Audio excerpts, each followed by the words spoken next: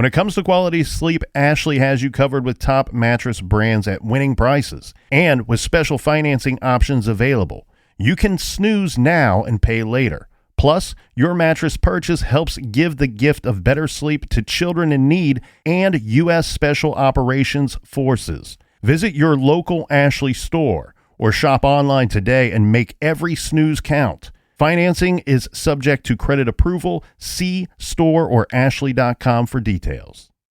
Dreaming of overseas adventures or connecting more deeply with family from afar? Rosetta Stone bridges the language gap. I've tried others, but Rosetta Stone's immersive lessons and voice feedback technology are game changers. Dive into 25 languages by learning intuitively, just like when you were a kid. And here's the holiday sparkle. Grab a lifetime membership now and save 50%. Gift yourself the world. Head to rosettastone.com now and save 50%.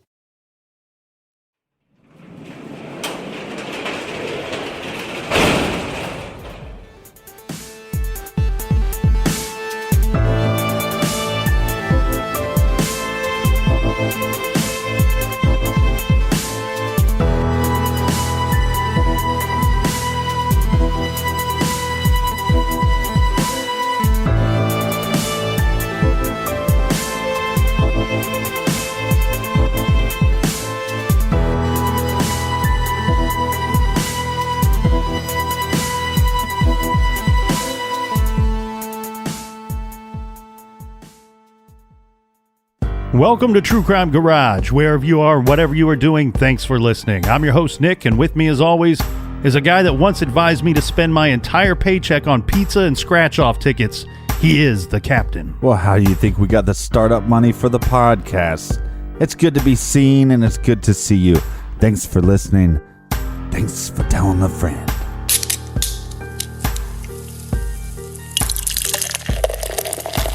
Tonight we are drinking 5 Lizard Latin-Style Witbier by the wonderful people over at 5 Rabbit Brewing Company in Bedford Park, Illinois.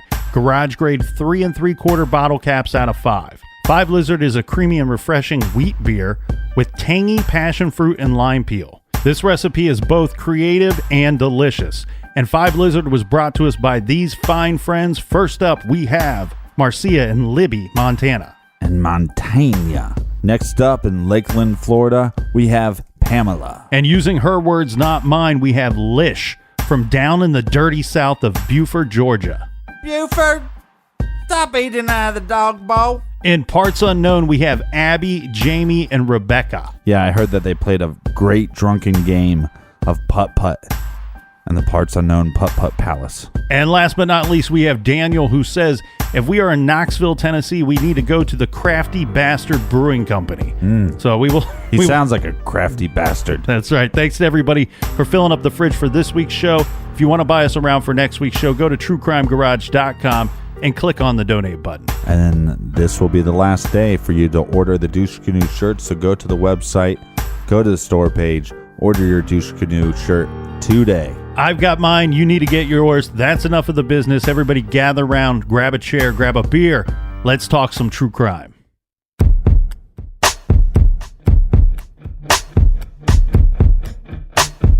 This is True Crime Garage. And this is the case of Kenneka Jenkins.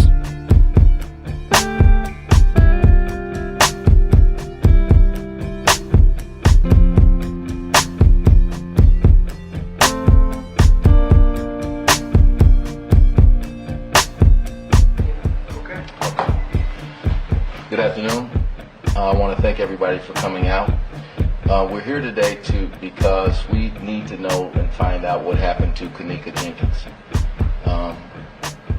You're sitting here looking at her mother, Teresa Martin, who on August 16th underwent a double mastectomy. And a couple of weeks later, she traveled to the Crowne Plaza Hotel in search of her daughter, explicitly telling them and asking them to help her find her daughter, asking them to show the videotapes because she knew her daughter was on the premises. Up to today's date, we still have not received the entirety of the video showing what happened to Kenneka Jenkins. We've asked you to come here today because there have been a lot of things said out there in the media about what happened, including that there is some videotape showing and displaying her walk into a freezer. We've been given some snippets of video. I'd say less than 30 to 40 minutes of video out of 36 hours. And none of that video shows Kenneka Jenkins walking into a freezer.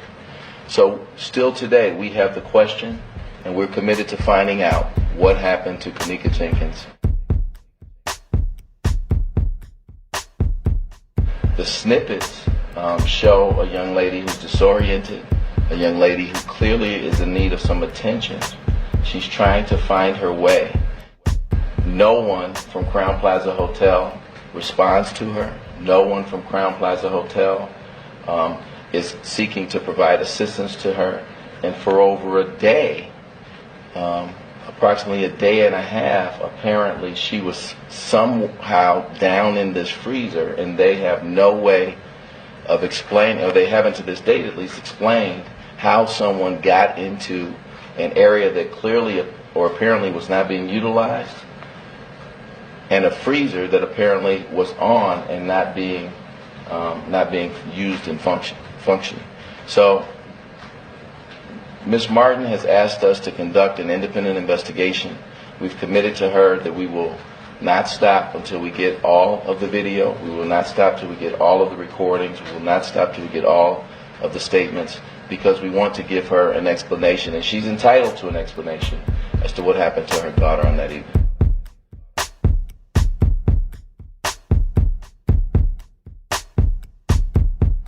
I can tell you that in my line of work, I've come across some very strong individuals. But after hearing some of the 911 tapes, after having sat down and met Kenneka's mom, I've never met anybody as strong. What she could do for her daughter was unlimited. You're going to hear, I'm sure they're going to end up releasing the 911 tapes. You're going to actually see, hopefully they'll release it today. Hopefully we can get today the video we've been asking for the last 48 hours. But you are going to hear when those tapes are released. Ms. Martin called up and asked time and time again, please check the videotapes at the hotel. My daughter is missing. She went after having an infection in her chest, after having a double mastectomy, went over at 5 o'clock in the morning begging the hotel to please just check the videotapes. In a vacuum, that might sound innocuous, but what we have at least been told through you, the media, there are 47 cameras and 36 hours of tape that they never looked for. They never checked, they never searched, they never did anything, while a young 19-year-old disoriented girl is sitting in their freezer. Now there has to be an answer to how that happened. Better yet, there has to be an answer to why that happened. Why is Teresa sitting here, having now to go over to the coroners to pick up her child, when on their videotape, in their hotel, in their freezer, all they had to do was watch it? I have guaranteed this mom, guaranteed her, we will get to the bottom of it. We will only go to where the facts lead us. That's right. But once we are there, we will have answers. That I promise, and that I promise you. There are a lot of people wondering what happened to this young lady. It's a community concern. She's a 19-year-old girl who was apparently found in a freezer after a day and a half of being asked for, and they've asked for videos for a day and a half. The mom went to the front desk asking, will you please look at the videos from the very beginning, and got nothing but resistance from the Crowne Plaza Hotel. I did not receive contact. All of you have been able to reach me and call me, and we have not received it. Look. We are here right now. It's not hard. Yeah. It's not hard. They don't know where Power, Rogers, and Smith is. Bring the tape now. That's right. It's not hard. That's what you call spin. I don't want to sound like the National. That's what you call spin. What happened here is they're mad because the protesters are out front. And they're going to tell you anything they want. What we want to know is if they offered it, they can't send a messenger. They can't send somebody over here with the tape right now, and then they can prove us wrong. So that's my point. What we want to know is, where is it? We want to see it. I'm not going to worry about the last 48 hours. I'm going to worry about the next 48 hours. Right. I want to know when this mother here, a grieving mother, is going to see the tape in the next 48 hours. When you can answer that, and when they can answer that, then I care. I don't care what happened 48 hours ago. Get us the tape now. Get us the tape now. Yes, I thank everybody for your help, the love and support. But I also want to know what happened. I want to see all. I want to see her literally actually walking into this freezer and closing herself within this freezer and freezing to death. Race is not of importance to me right now until I know what happened. Is it something that could come up? I speculate maybe it could. I don't know. As of right now, that's not my concern. I'm not looking for what I'm not trying to do, Emily. I'm not trying to have an answer and then get the facts to support my answer. I want to have my facts that will lead me to the answer, because that's what is due to her. If this was about an agenda, I could come in here and give you whatever spin I wanted. Larry and I aren't going to do that. We truly and honestly want to know what happened so that we can have this poor woman know what happened to her daughter. At the end of the day, that's all this is. We have a child who is dead and a mother who doesn't know why. And that's the only thing Larry and I are trying to get to. Everything else can go to the wayside, because I know what it's like to be a father, and I know what it's like to have a sick child. I can't imagine what it's like to have one that is deceased and you don't know why. And that's all we're trying to do. One of the first things I said to her when she called was, "I'm glad you called because you needed help." She's on TV asking the same questions. And then I find out she's going to the front desk and not getting any assistance. And I told her, "I'm glad you called. I want to help you." Yes. To be honest, I don't know what Mr. Holmes saw or he didn't. I have no idea. And quite frankly, to our investigation, it's irrelevant. I understand that this is a media case. I understand that. But that really doesn't affect us. We're not moved by any protests. We're not moved by any protesters or activists. We are only moved by trying to find out what happened to Kenneka. Other than that, I don't make any I don't care, because that doesn't get me to where we need to be, which is, why is Kenneka dead? That's where we need to be.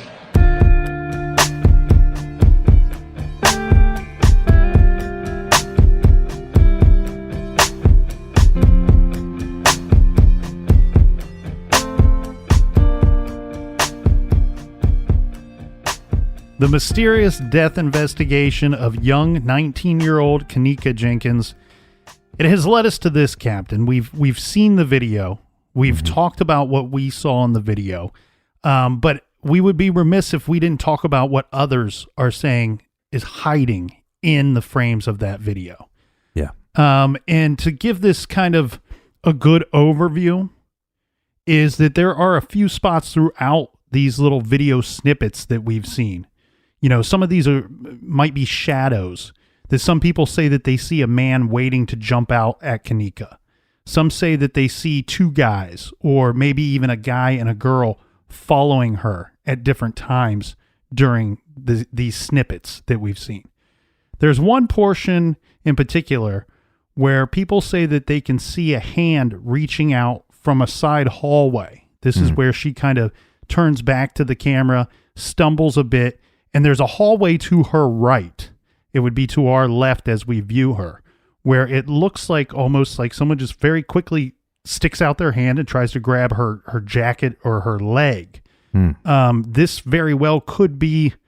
I've looked at this portion of the video over and over again, and in full honesty here, there have been a couple times where I thought I saw a hand. The majority of the time, I think I'm just seeing a shadow or some kind of reflection that may give an appearance of something coming out from that hallway. Well, I think it depends on how much you've been drinking. Well, the other thing too is I don't know that everybody's this way, but I am. If I sit there and I watch something too many times in a row, I might start seeing something that isn't there. You know what I mean? But my overall opinion of that is some kind of shadow that she is casting on the corner of that wall as she's moving closer to it. Well, and all these clips are pixelated. Mm-hmm. So, I mean, sometimes that makes it a little bit harder to distinguish what you're seeing. Now, there's one spot in particular that's been of great interest. Mm-hmm. And this would be at the end of the video. And I say the end of the video because these are all kind of snippets that are thrown together to create this full-length, quote-unquote, full-length video that we've seen. And we know we're not seeing all the footage. But there's a portion where she walks back to what I believe is some type of freezer or back portion to that kitchen, where they say that you can see a guy or an arm trying to grab her or pull her in that direction. Now, a lot of people, including myself, believe that that's where that freezer is located. I hate to kind of flip this thing on its side and tell you that we're wrong, myself included, but I have heard a recent interview with one of the gentlemen. You heard the two gentlemen there that are representing the Kenneka Jenkins family. The two lawyers. Yeah. Yes.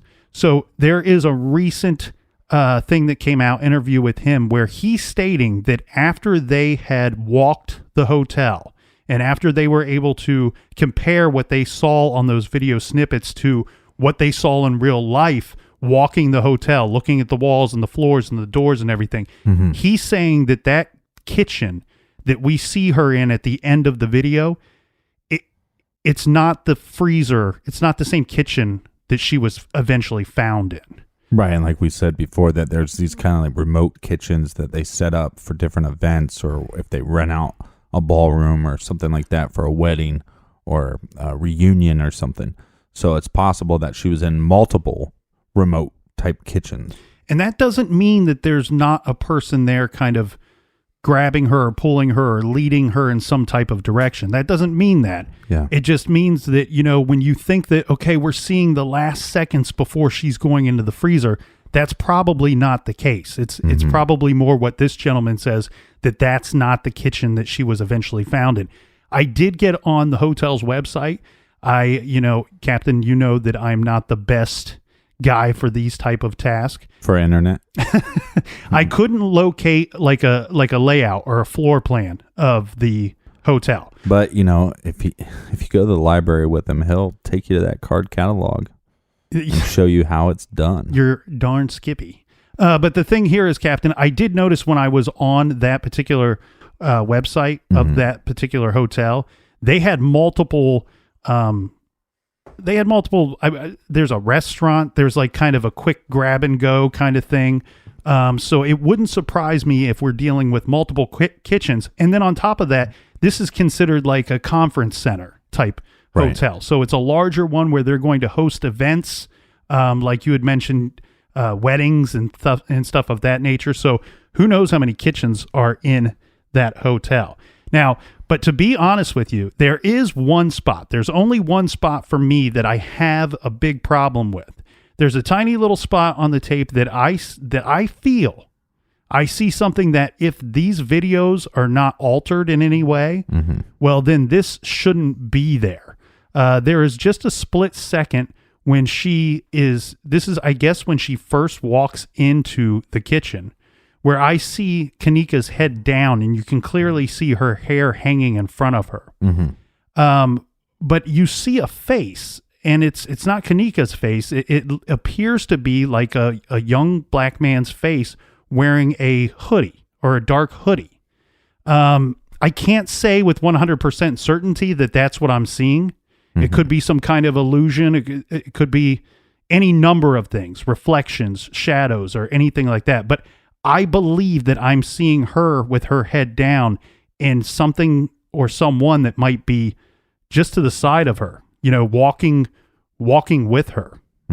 She's on her feet, but if this is true what I'm seeing, it almost appears like this person would be guiding her. Yeah, it's definitely 100% not true what you're seeing. Because, look, if you freeze the frame, it does look like somebody's behind her, holding her up, maybe there's an arm around her waist and there's a hoodie and you see a face, right? Mhm. If you freeze the frame. Mm-hmm. But the couple steps it takes for her to get into the kitchen, you don't see anybody. No, I get that. And you don't see anybody afterwards. Right. So did this anomaly just, I mean, you know. No, what persons are saying is that this is... Or what you said. Well, hang on a second. You're putting words in my mouth. You just said it. We can rewind the tape. No, I know what I said, but I want to be very clear about this.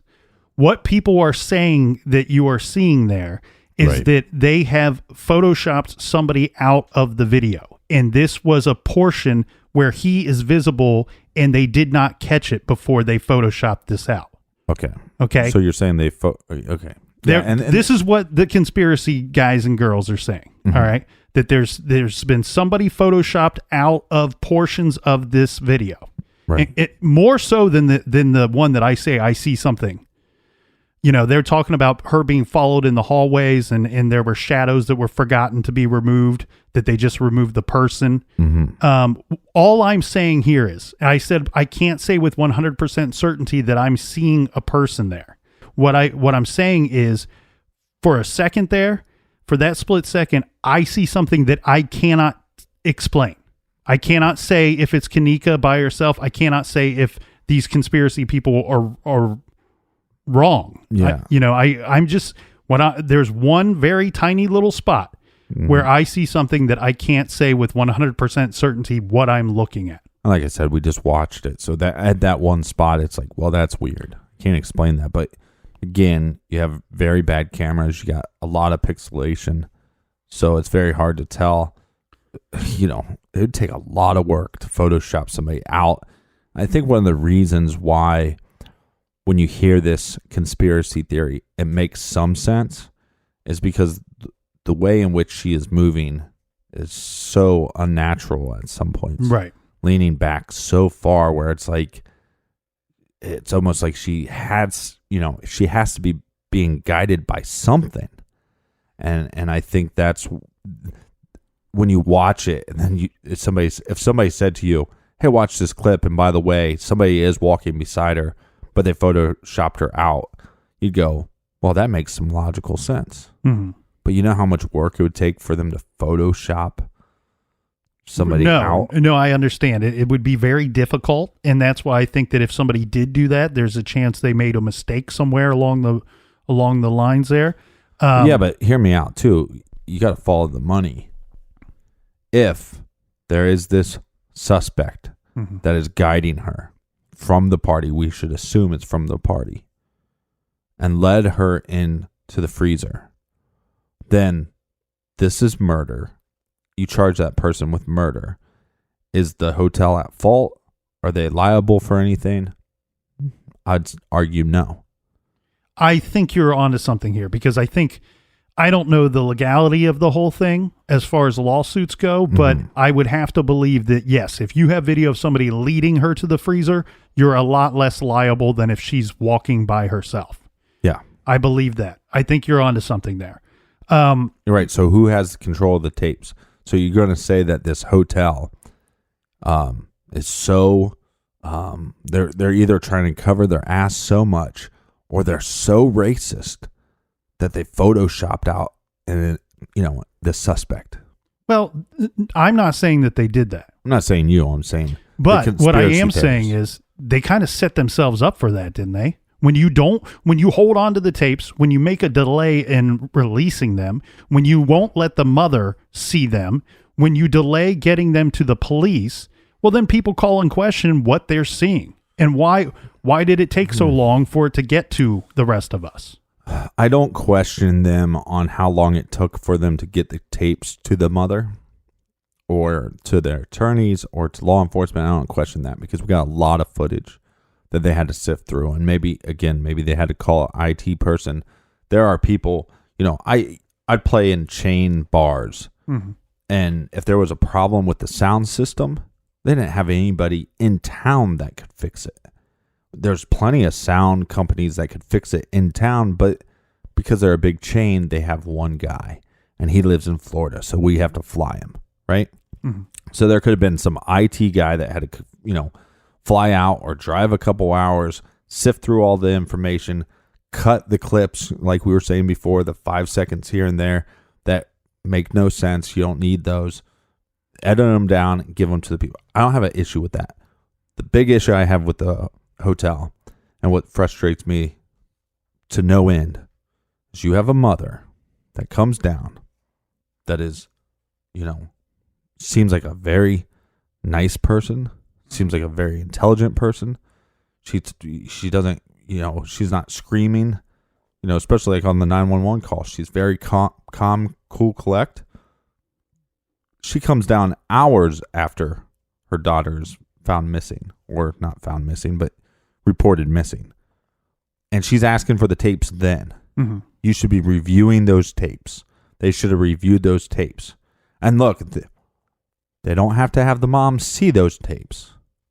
But if they would have reviewed those tapes, they would have been able to find her daughter. And possibly should still be alive today. Mm-hmm. And that's my biggest problem with the hotel. I agree. I don't think that they did everything immediately that they could have and should have. And therefore, who knows? Well, just go ahead and say it, because this is True Crime Garage. They didn't do their due diligence. Right. And who knows what the outcome would have been if this process was sped up quite a bit. Well, and this is not the only footage that we need to discuss. No, because there is footage of the actual party itself inside the hotel room. Mm-hmm. And it looks like you said about 30 people in there, probably ages 18 to 25, I would guess. That's what was reported, is roughly about 30 people. Yeah, I didn't count heads when I was viewing the video, but I'd say roughly 30 people. Some of them are hard to watch because they're not professional camera people. This is filmed on somebody's phone. And at times the party seems, during this video anyway, seems very loud. I believe people are smoking in that hotel room. There's only really two things that I want to point out. One's kind of small and one is very big, in my opinion. The first one being is there is a man there, a young man who's in the middle of the party. And at some point, I clearly hear him say to another person that, "Oh, was that the manager?" Or, "Oh, the manager just left." What I gather from that is that at some point, the manager probably got called to this room or to that floor because the party was so loud. Probably knocked on the door, spoke to somebody for a brief second or two, and then left. I was a little surprised by just the 5 minutes that I saw on the video that the party wasn't broken up. Yeah. There immediately.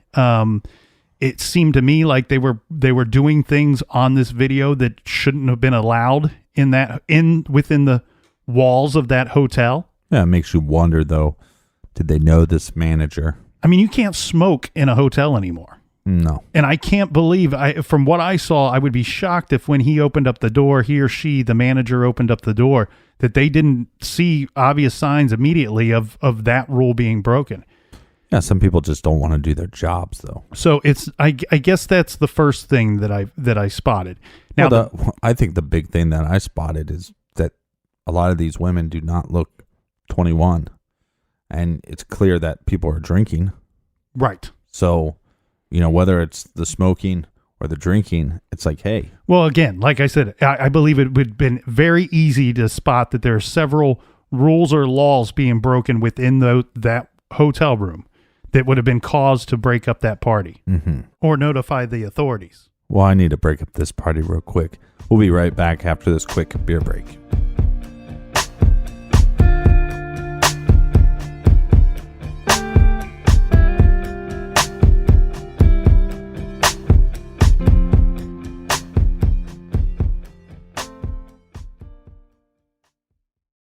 This show is sponsored by BetterHelp. Do you look forward to the holidays? Maybe you struggle with seasonal blues.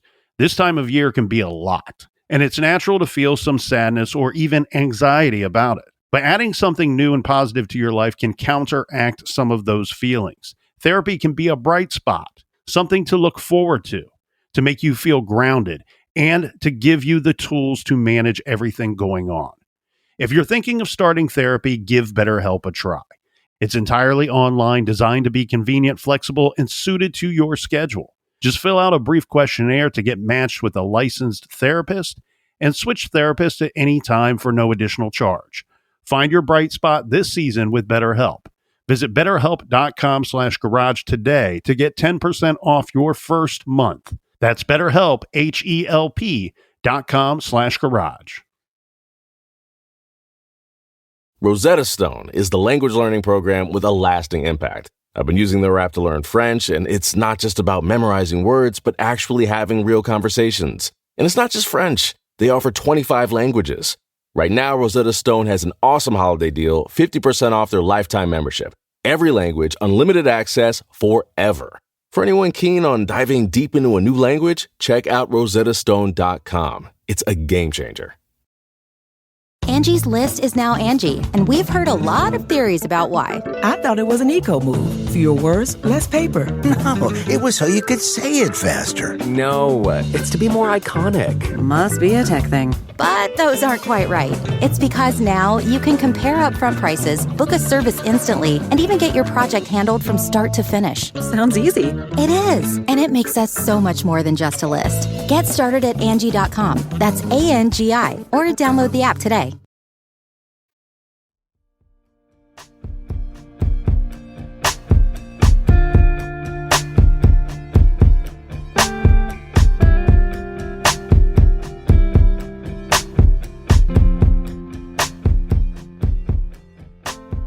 All right, cheers, mates. We are back. Okay, we're talking about video footage from the actual party itself that was filmed on somebody's cell phone. Yeah, so we're guessing like Facebook Live or maybe Snapchat. And to give kind of a quick rundown of what the video is it appears that somebody is, one, showing themselves at this party, but also they kind of go past each person almost in one side of the party. Mm-hmm. And as they do that, you can see behind some people that appear to be sitting down, you can see Kenneka behind these people.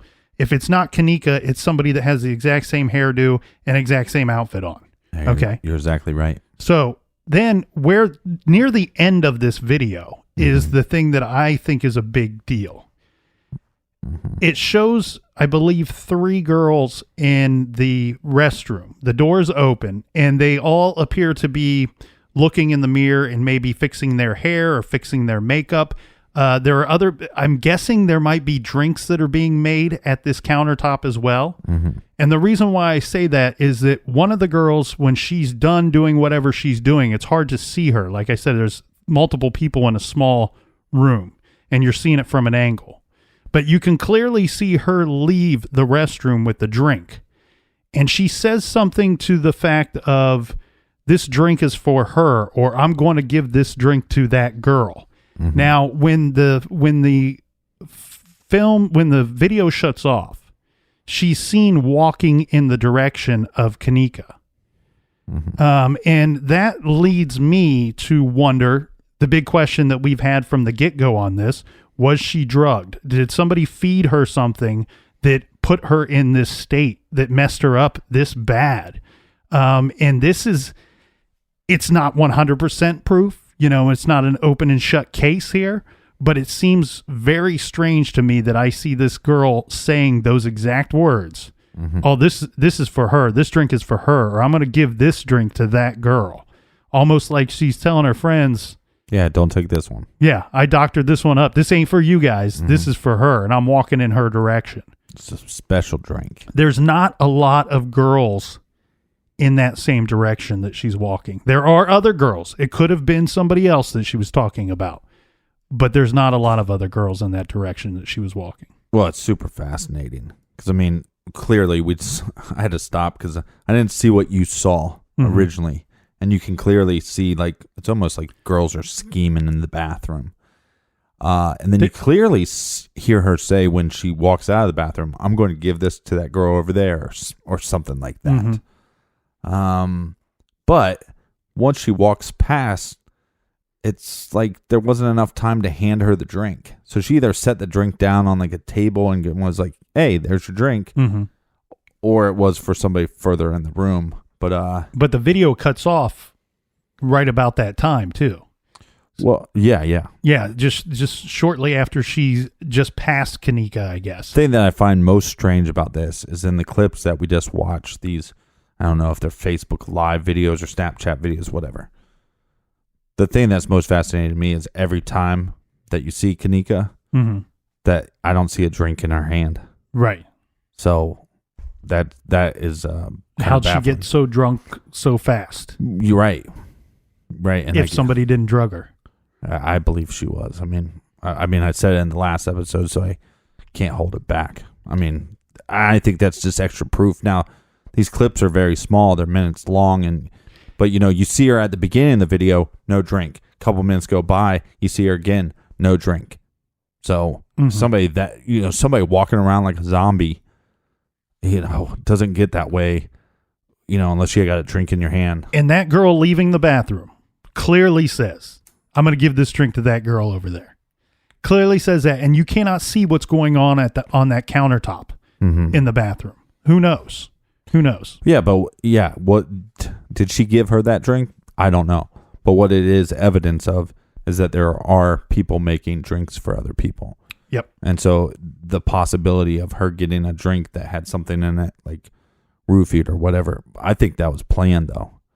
And this is, like I said, this is not just like a death investigation. This will be a murder investigation. Well, we got a lot more to get to, Captain, because there's also a video of Irene Roberts. Now, remember, I said she's the one that I believe was having her birthday party at the hotel. And there's a video of her where she is, this must be Facebook Live, and she is wearing a pair of reflective sunglasses. And there's a lot of people speculating as to what they can see in the reflection of her sunglasses. There are some people that... Hold on a second. I just want to say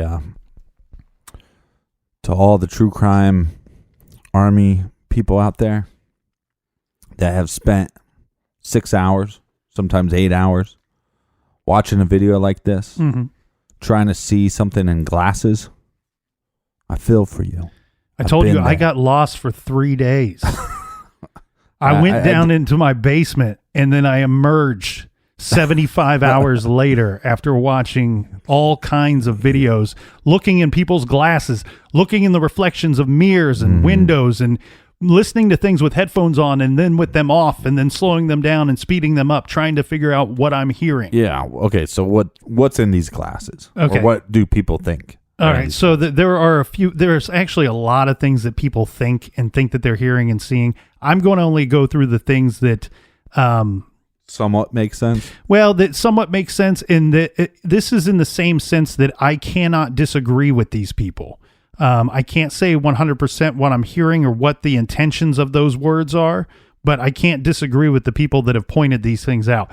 The first thing that should be discussed is that at some point, it's believed that you can see Kenneka in the reflection of these glasses and that she appears to be passed out on the bed. And this would be away from this Irene Roberts person. I cannot say that that's not Kenneka there. I can't say 100% that it is. The jeans is what I see in her reflection. Because she has like ripped jeans. Yes. The jeans that I see, to me, if I had to do a jean lineup, I would pick those as Kenneka's jeans. So I cannot disagree with that. There's another portion on there, and this is somewhere between the 220 to 255 mark into this video, where the girl sitting next to Irene, she leans in and says something to the girl. Now, a lot of people believe that she is saying they're in there raping that girl. Oh, fuck. Which I can't tell exactly what she's saying. Irene responds to this as I told you. It's clear to me that Irene says I told you, but I cannot say 100% that that's what that girl says to her. Now, again, this is a lot of these things are going to be answered with autopsy, and a lot of things will be answered with a toxicology report as well. And so, I mean, there has been no reports that there was any sexual assault or anything. So we'll know this sooner than later. Now, one thing I do want to point out that I spent a lot of time on, and I want to save you all the time out there, is that if you start looking into this, Irene Roberts is videotaping herself on a cell phone. Several times during this video, she picks up a cell phone and answers a call. Okay. And you can hear her say, "We're in room 926, telling somebody to park in the parking lot. She answers this phone more than once. I've done some research and I've been able to figure out that the phone that she's talking on is actually her phone.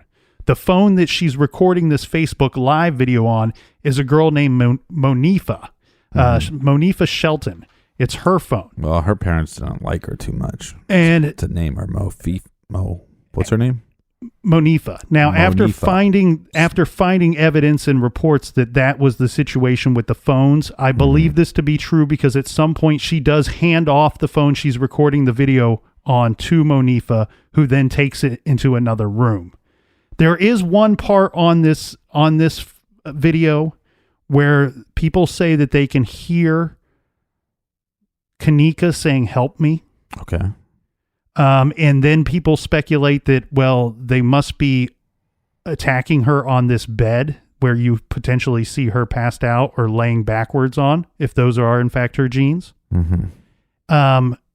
I actually disagree with this. I do hear something that sounds somewhat like "Help Me," but there is music that's being turned on and turned off. They're in the video. They're trying to listen to some kind of rap song. And this song, they're trying to play it through, I believe, through YouTube. And because you hear Irene complain about the internet connection or about the phones are not working. Right. And I believe they're trying to play this through YouTube and it's cutting off because they're losing the connection. And you hear the vocals kind of go in and out.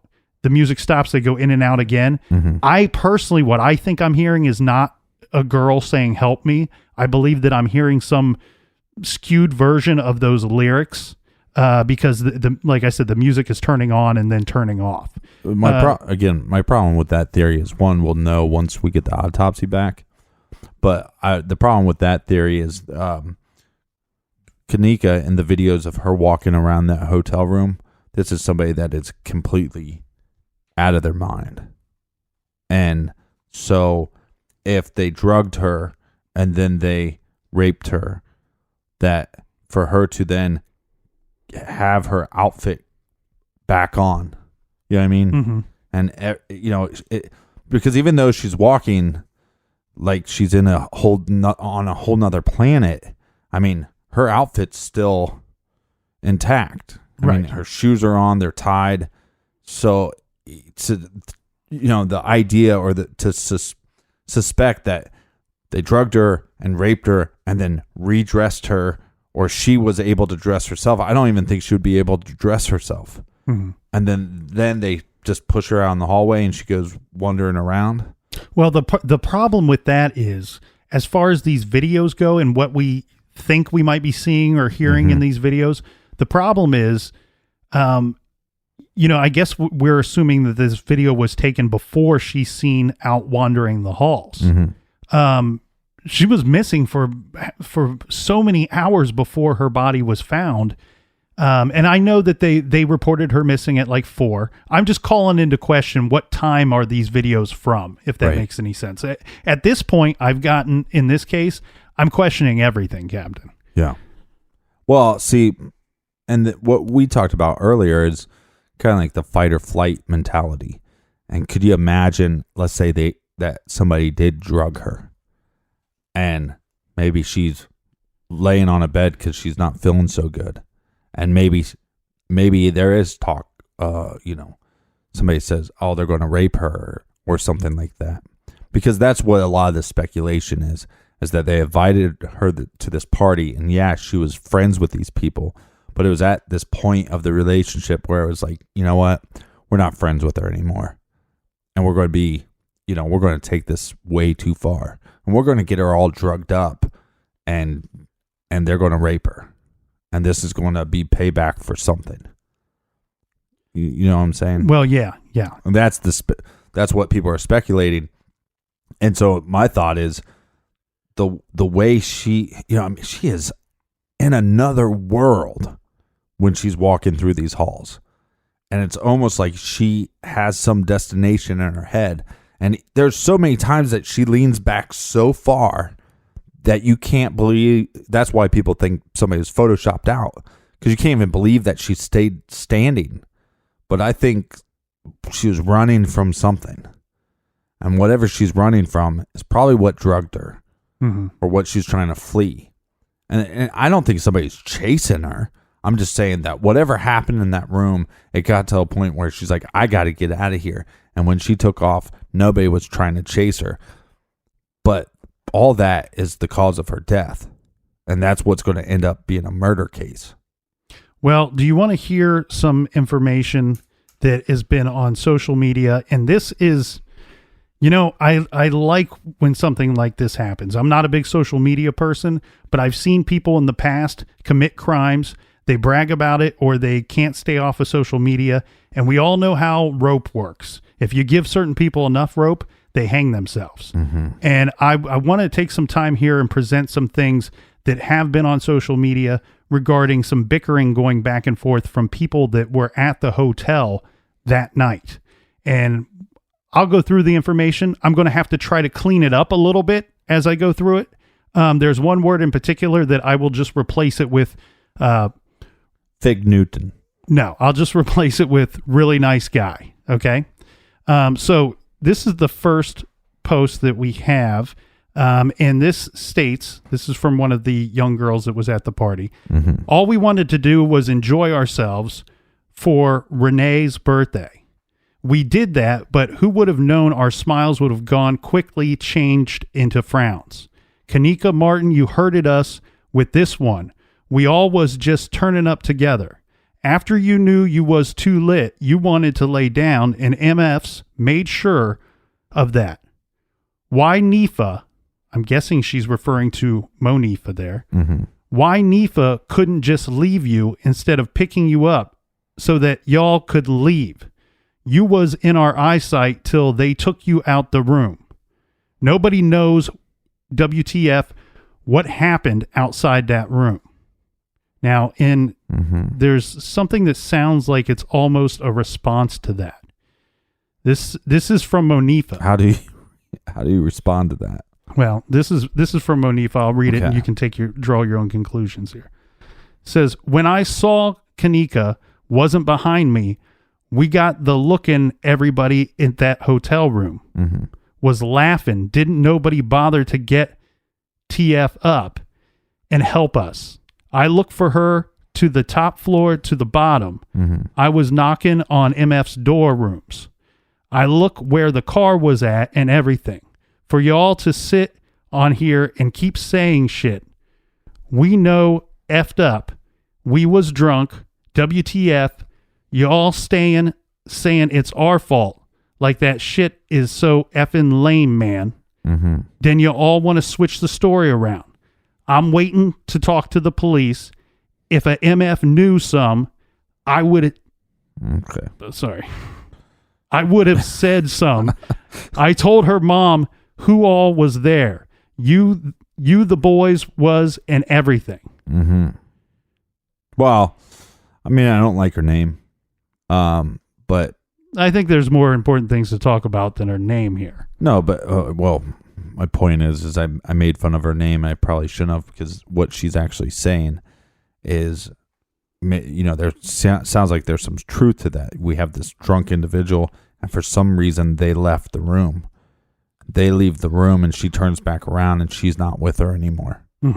So, and then she goes and looks for her, and possibly is one of the people that ends up calling her parents, or calling her mother.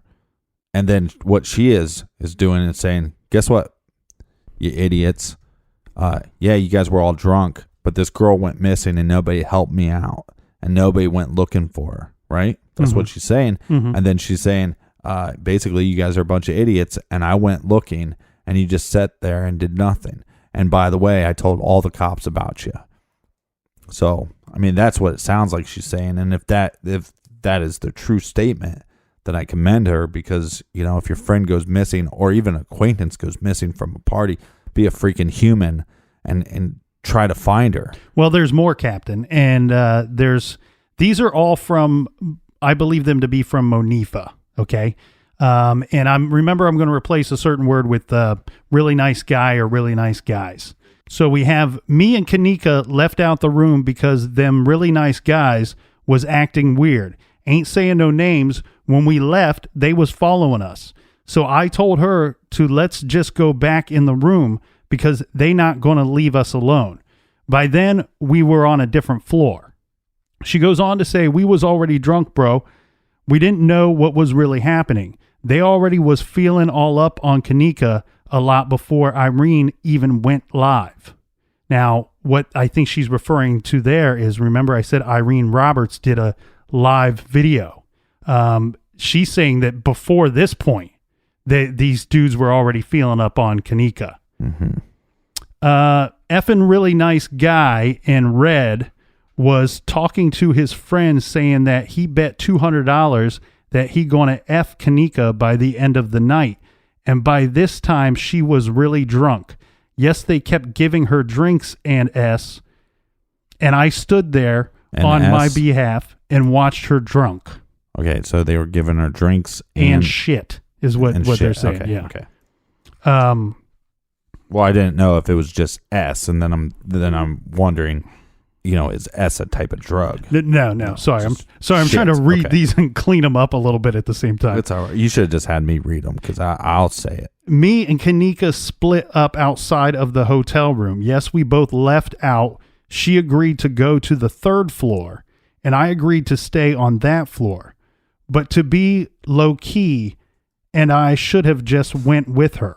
It seems like they need autocorrect on some of this stuff. Well, sometimes they're shortening the words, just to be faster typers, and other times it's just bad words. But there's a story that's forming here in this, and I think it's starting to get easier to follow along.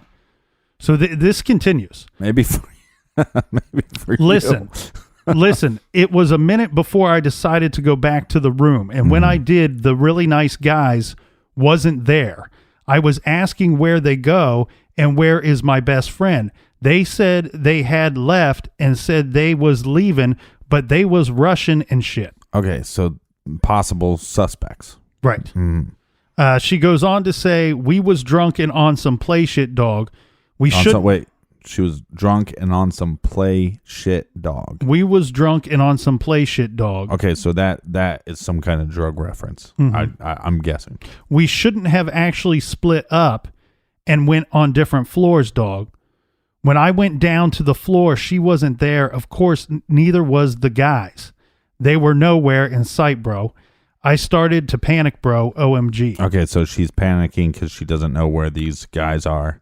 Or her friend. Well, or both. Yeah. Yeah. Now, I'm going to kind of sum up this next portion because she takes a lot of words to please do explain to us that she says, already put her phone and keys in my purse in the room. What she's saying is remember, they had Kenneka's phone and keys. Mm-hmm. She's saying that took place well before Kenneka got lit. And remember, I pointed out that she didn't bring a purse into the party with her that we could see. Right. I'm guessing that they went up to the party and she's like, "Could you hold my phone and my keys for me because we're going to be dancing and drinking and hanging out with all these with everybody." Mm-hmm. This one's really interesting to say the least. She says, "I feel effing stupid, bro. I just want to kill myself, bro, because before we started drinking, I told everyone that I dare one of us to go in the freezer and stay in there and put it on live before we leave. That's how everybody knew where the freezer was." What? Well, I'm trying to nail this down, Captain, but I've not been able to do so to say 100%. Mm-hmm. But one of the girls that was at the party worked at the hotel. She had either was currently working at the hotel or had previously worked at the hotel. Like I said, they probably knew the manager somehow. I've seen reports that state that Irene Roberts worked at the hotel, and I've seen reports that say Monifa Shelton worked at the hotel. Mm-hmm. From what I can gather, it's one or the other. It's not both. But I'm unable to nail down which of the two girls was working at the hotel. I don't think that matters too much. Well, but the thing here is it might mean some truth to what she's saying. That's why everybody knew where the freezer was at. Was that this is reported as a portion of the hotel that wasn't being used for any reason at all. It has actually been reported on several occasions as a vacant part of the hotel. So yes, I somebody that worked there would obviously know where this freezer was located.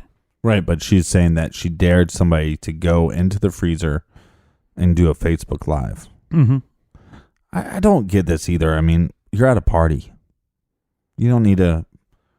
You want to broadcast that to everybody for what? What's the point? I don't know, but I don't know what the point is of a lot of these sessions of going back and forth where people are talking to each other and accusing one another of different stuff, what they knew, who's to blame as far as who was at the party, and then putting it on where a lot of people can see. Right. And again, they're still not telling you everybody that's at the party. Mm-hmm. You know, there's still people that were at the party that they don't have names for. And yeah, that's, which I still find ridiculous. So the question here is, so she was daring people to go and do a Facebook Live in the freezer.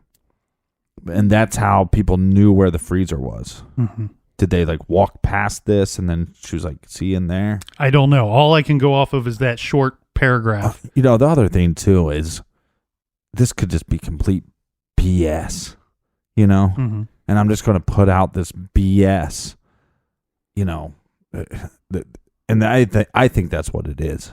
I think a lot of these back and forth social media comments are just BS, and they're trying to, in a clever way, cover their asses. Mm-hmm.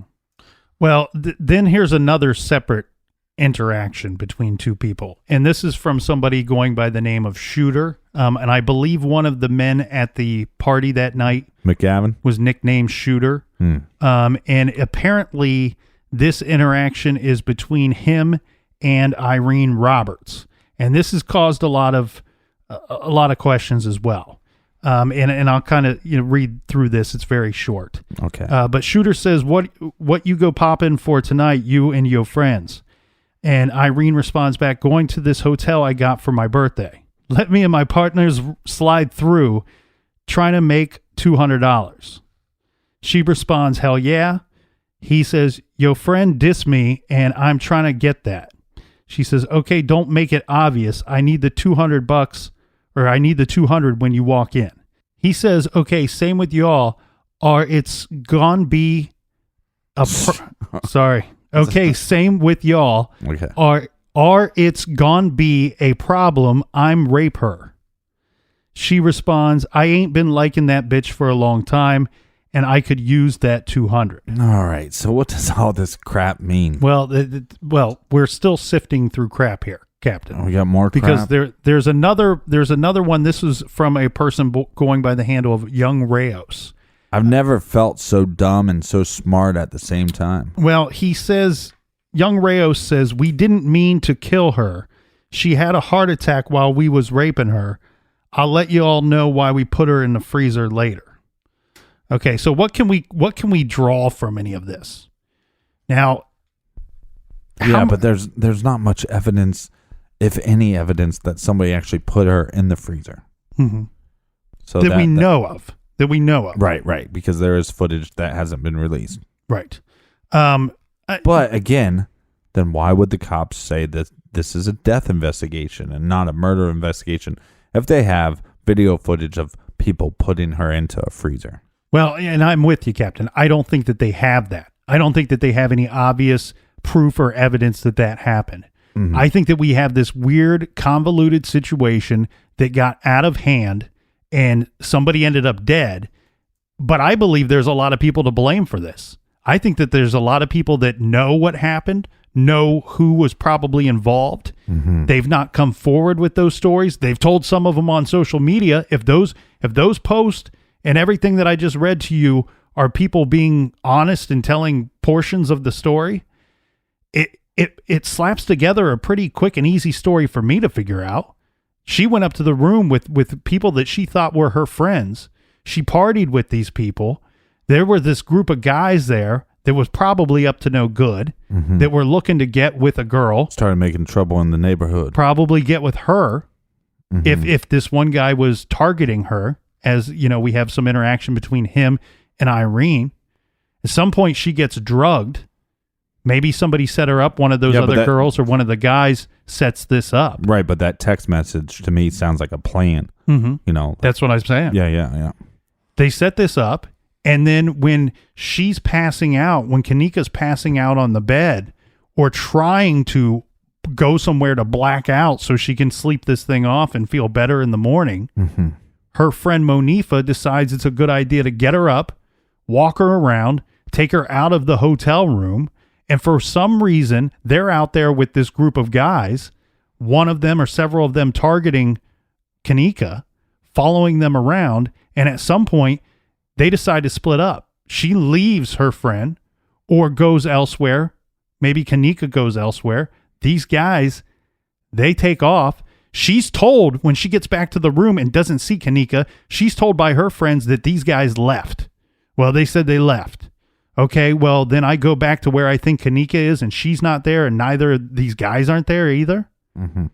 You know, so I think it paints... Yeah, but what the guy is saying at the end, she has a heart attack while we're raping her. Yeah, and that's where the toxicology report and the autopsy comes back into play. Like you said, the toxicology could very well be the holy grail to this case. And I think, and I hope, here's what I hope. I hope that once they firm that up a little bit, and have a manner and a cause of death, I hope they don't release that to the public. I hope that they keep that to themselves. And I know this is a case where everybody's screaming for more information and more things to be released to the public, but I think the police need to keep that to themselves, because I tell you what, I don't know how much of these text, Facebook posts, and things like that are true. I think there's some truth in these. And I think that somebody in that group has cooked their goose, man. And I think that once the police have a certain amount of evidence and a certain amount, and they have reason to believe that this was a homicide, I think they can go to some of these people, and I think they can get some of them to talk. Yeah. Well, and they might not even need them to talk. They might have the information right on social media. And I think that, like I said, I think there's several people in this group that maybe they don't know 100% what happened, but I think there's some people in this group that if you start piecing their stories together, it starts to fill out that timeline quite a bit, and we can narrow this thing down a bit. Now, there's another insane rumor that has... There's another rumor out there, a big rumor, that is a whole nother rabbit hole. Yes, and this would be that this murder, let's go ahead and say Kenneka's situation was a murder, that her murder would be tied to a previous one. And this took place in 2014. There's a man by the name of Joshua Martin. He, along with some other people, killed a guy by the name of Corey Williams. How does this tie in? Well, Joshua Martin, the rumor is Kenneka's older brother. Okay. That they're related. So basically her older brother killed somebody? Yes. And then this would be a revenge killing. Yeah, it was like a fatal shooting, some type of shootout possibly. But we have a person, and I've been on the fence about this for days, because there are two people that are named, two guys that are named in social media with their first and last name as people that should be suspects. And I don't know that I can say their names. And I hate to hold back from y'all, but the thing is, I don't know that I can't confirm that these people were at the party. Now, there are people in this inner circle that are saying these people were at the party. Well, what is the tie-in here other than just Joshua being Kenneka's older brother? Well, the tie-in is that this person who has been named on the internet is supposed to be Monifa's boyfriend, and somebody that has supposedly been seen in those videos of the party. Now, I don't know this guy, so I can't confirm that I saw him in those videos. What I can say is if this person, Monifa's boyfriend, and we'll give him the name TH, if he was at the party, and if he is in fact Monifa's boyfriend, I've seen video of him. And this is another one of these Facebook live deals where he appears to be bragging that he's no longer in Chicago on this Facebook Live video. And the rumor is that he had left shortly after Kenneka was disappeared or was discovered, that he left Chicago shortly after that, and they've not been able to locate him or contact him to speak with him about that night. Well, it's pretty simple. TH, right? Mm-hmm. So this report's going to come out. Both reports are going to come out. They're going to start investigating this as a murder, and that TH is going to stand for the hunt, and they'll start hunting this individual. I'll tell you what, Captain, here's my deal right now. Mm-hmm. I'm at a situation where I've seen Kenneka's mom talk. I've watched her in interviews. I do want to throw out there, I know that there were protesters in front of the hotel. She did something that I commend her for. She told all the protesters this is to be a peaceful gathering. This is to be a peaceful meeting. We're trying to make awareness here. We're not trying to make a scene. So I commend her for that. I want to be sad for her. I want to be sad for her. The problem is, this is where I'm at right now. I'm so angry about this thing. Mm-hmm. I haven't got to the sad part yet. Not for me. And I see it on her face, and I feel for her. But I am so angry that this happened to this girl in this hotel, surrounded by people that were supposed to be her friends. And I cannot get over the fact that I believe, I don't know what the truth is here, Captain. And I know we presented a lot of different things, mm-hmm. but I believe, as I said before, and I'll say it again, I think several people there that night have a good idea what happened, and they are keeping their mouths shut, or they're talking to the wrong people. And we need to get this thing cleared up. I'm so angry at these people. I really am. And you're really angry at these very nice guys? Well, no, here's the problem. This is what I'm very angry about. Mm-hmm. It's people, she went there that night thinking she was surrounded by people that were her friends. And I've seen several things go down that tell me, I don't know if she had a friend in that entire group out of 30 people. Not if any of them. Yeah. And there wasn't a decent human being in that group. Well, and the thing here, out of 30 people, not one person could have been her friend that night when it counted. So here's where I try to comfort myself and where I try to feel good and feel better about this. I think this thing's solvable. I think it's very solvable. I think once they clear up that toxicology, like you said, once they clear up this manner of death, I think they have a small circle of people to work with. I think if they can interview and locate everybody, I think that we are going to see some justice, and I think we're going to see it very soon.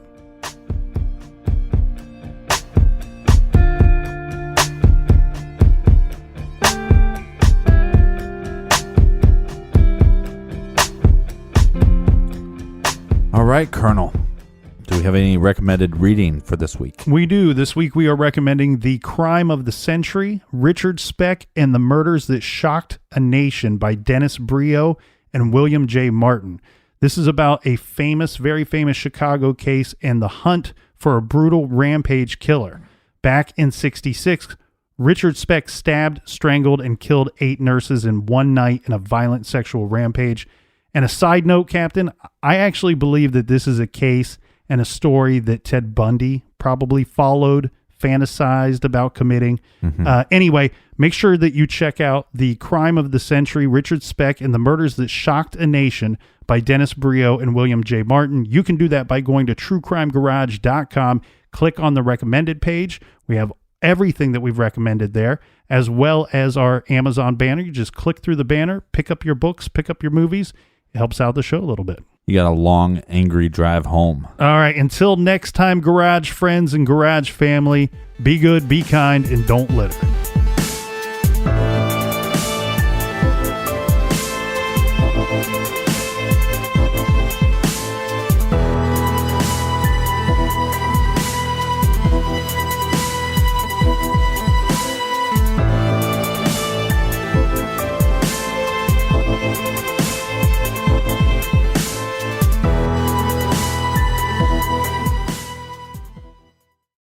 You can start your day off right when you find a professional on Angie to get your plumbing right first.